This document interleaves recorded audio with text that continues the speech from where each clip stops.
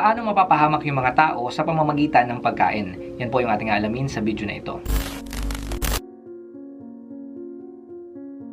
Ang pagkain ay napakahalaga sa ating katawan. Sa totoo lang, hindi tayo mabubuhay kung walang pagkain. Kailangan natin ng pagkain nang sa ganon, mag-function yung ating mga katawan. Kasi sa pamamagitan ng pagkain, yung ating mga katawan ay nagkakaroon ng sustansya at enerhiya. So nagiging aktibo at lumalakas ang ating mga katawan kapag tayo ay kumakain. Kapag kumakain din tayo, ang ating mga katawan ay nade-develop. Minsan yung pagkain din, ito yung nagbibigay ng comfort o kayaman, kasiyahan sa mga tao, lalo na kapag masarap ang pagkain. Napakaraming mga benepisyo ng pagkain sa ating mga katawan, kaya mga kapatid, hindi ito pwedeng mawala sa ating mga buhay. Ngayon, sa kabila na kailangan natin ng pagkain sa ating mga buhay, ang pagkain din po ay pwedeng gamitin ni Satan para tayo ay mapahamak o kaya man mahulog sa kasalanan. Sabi nga natin kanina, yung pagkain, ito yung nagbibigay ng buhay sa mga tao. Pero mga kapatid, bukod dyan, yung pagkain din, pwedeng ito yung magpahamak o pumatay sa mga tao. Kung titingnan po natin yung kasaysayan ng mundo simula pa lang noon, makikita po natin na yung isang dahilan kung bakit namamatay yung mga tao, yan ay walang iba kundi dahil sa pagkain. Tingnan nyo na lang po bakit nagkaka-stroke yung mga tao o kaya man inaatake sila sa puso.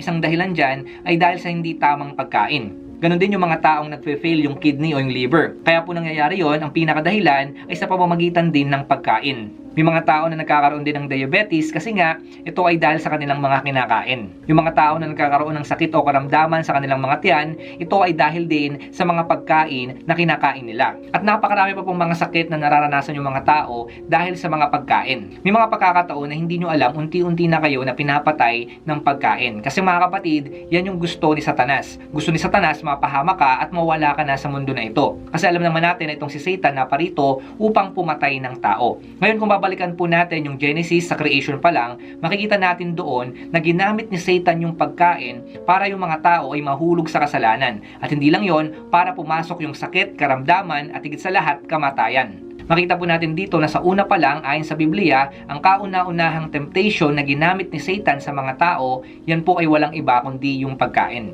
Basahin natin yung Genesis chapter 3 verse 1 to 4. Ang ahas ang pinakatuso sa lahat ng hayop na nilikha ng Panginoong Yahweh. Isang araw, tinanong nito ang babae, "Totoo bang sinabi ng Diyos na huwag kayong kakain ng anumang bungang kahoy sa halamanan?" Sumagot ang babae, "Maaari naming kainin ang anumang bunga sa halamanan, huwag lamang ang bunga ng puno na nasa gitna niyon. Sinabi ng Diyos na huwag naming kakainin, ni hihipuin man ang bunga nito. Kung kami raw ay kakain ito, mamamatay kami." Ngunit sinabi ng ahas, "Hindi totoo iyan, hindi kayo mamamatay." So sa binasa natin ito, ang pinakagusto lang sabihin na nagsulat ng Genesis, pinapakita niya dito na sa pamamagitan ng pagkain, na yun nga yung bunga, yun po yung naging sanhi kung bakit pumasok yung kamatayan. Ngayon kung pupunta naman tayo sa New Testament, muli mga kapatid, makikita natin doon na si Satan, ginamit niya ulit yung pagkain para tuksohin yung ating Panginoong Hesukristo. So dito makikita natin na hindi nagbago yung strategy ni Satan para nga linlangin o kayaman atakihin yung tao. Basahin natin yung Matthew chapter 4 verse 1 to 3. Pagkatapos, si Jesus ay dinala ng espiritu sa ilang upang tuksohin ng dyablo. Siya ay nag-ayuno sa loob ng 40 araw at 40 gabi, kaya't siya ay nagutom. Dumating ang dyablo at sinabi sa kanya, "Kung ikaw ang anak ng Diyos, gawin mo ang tinapay ang mga batong ito." Nakita nyo po dito na si Jesus na mismo yon.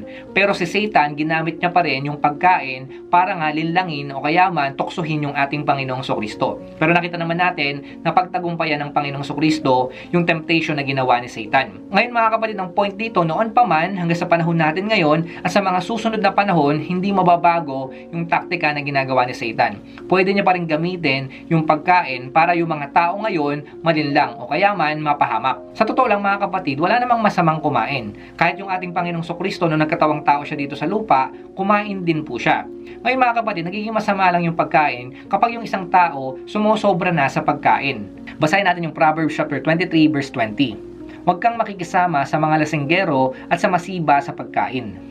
Hindi naman tayo pinagbabawalan ng Biblia na kumain. Pero mga kapatid, kapag sumobra na sa pagkain, kapag naging sobrang matakaw ka na sa pagkain o masiba ka na sa pagkain, hindi na po tama yon. Kasi nga baka sa sobrang pagkain mo, hindi na yan maging maganda sa iyong pangangatawan. At makikita natin dito, nawawala na yung self-control mo sa pagkain. So dapat mga kapatid, sa pagkain natin, hinay-hinay lang po tayo at dapat pinipili rin natin yung dapat nating kainin. Kasi mga kapatid, pwede naman talaga kayong mapahamak sa mga kinakain nyo. Lalo na nga kung yan talaga ay bawal sa inyo. Kung alam mo na hindi makakabuti sa katawan mo yung pagkain at pwede kang magkasakit sa pagkain na yan, huwag nyo na pong kainin yan. Kasi mga kapatid, ang gusto ng Diyos, mas humaba pa yung buhay mo at mas maging healthy ka pa. Nang sa ganon, mas makita mo pa yung mga magagandang plano niya para sa'yo. At higit sa lahat, para mas maging kagamit-gamit ka pa sa kanyang kaharian dito sa ating mundo. Ang gusto ni Satan, mapahamak na kayo at matapos na yung buhay nyo sa mundo na ito. Kaya yun nga, sabi ko sa inyo, pwede niyang gamitin yung pagkain para hindi nyo na maranasan yung magandang plano ng Diyos sa buhay nyo. At para hindi na kayo mas maging kagamit-gamit sa kaharian ng ating Diyos. Sinasabi ng Biblia na yung ating katawan, ito yung templo ng banal na espiritu. So dapat, kung alam natin na ito yung templo ng banal na espiritu, dapat pangalagaan po natin ito. Dapat ingatan natin yung ating mga katawan na kung saan nananahan yung banal na espiritu. Ito nga yung sinasabi sa 1 Corinthians chapter 3 verse 16 to 17. Hindi ba din nyo alam na kayo'y templo ng Diyos at naninirahan sa inyo ang kanyang espiritu? Paparusahan ng Diyos ang sino mang magwasak ng templo niya, sapagkat banal ang templo ng Diyos, at kayo ang templong iyan. Ngayon, kung titignan din natin yung sinasabi ng Biblia patungkol sa pagkain, makikita rin po natin na pwede nating i-glorify yung ating Panginoon o pwede nating maparangalan yung ating Panginoong Diyos sa pamamagitan din ng pagkain. Ano nga ba yung sinasabi ng Biblia patungkol dito? Basahin natin yung 1 Corinthians chapter 10 verse 31. Kaya nga, kung kayo'y kumakain o umiinom o anumang ginagawa ninyo, gawin ninyo ang lahat sa ikararangal ng Diyos.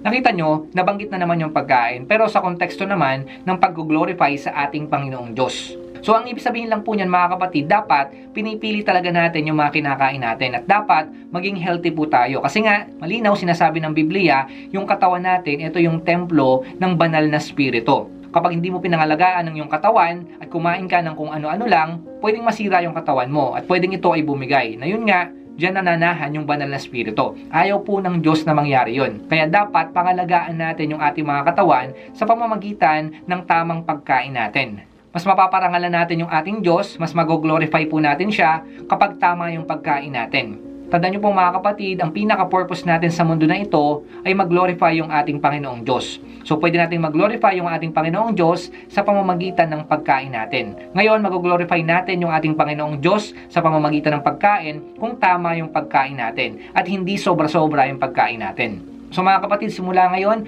mag-ingat na kayo sa inyong mga kinakain, maghinay-hinay kayo sa inyong mga kinakain, at higit sa lahat, magkaroon kayo ng self-control sa pagkain. Kasi mga kapatid, isa sa bunga ng banal na espiritu na nasa inyo, yan po yung self-control. At dapat sa pagkain pa lang, magawa nyo na po yan. Magkaroon na kayo ng self-control sa inyong pagkain. So yun lamang mga kapatid ang gusto kong ibahagi sa inyo. Sana may natutunan kayo sa ating tinalakay ngayon. Hanggang sa muli magkita-kita tayo. Salamat po sa inyong panonood. Pagpalain kayo ng Diyos. Ingat kayo palagi.